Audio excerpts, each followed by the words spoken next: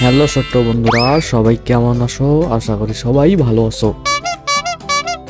আজকে আমরা শিখবো 2D শেপ ড্রয়িং।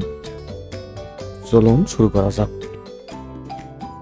প্রথমবার যেটি আমি আর্ট করলাম সেটি হচ্ছে লাভ। এরপর আমি যেটা আর্ট করলাম ত্রিভুজ, ত্রিভুজের 3টি বাহু। এরপর আমি আর্ট করব ষড়ভুজ, ষড়ভুজের 6টি বাহু। ষড়ভুজের 6টি বাহু। এখন আমি আর্ট করব তারা। তারার ইংরেজি শব্দ হচ্ছে স্টার। স্টার মানে তারা।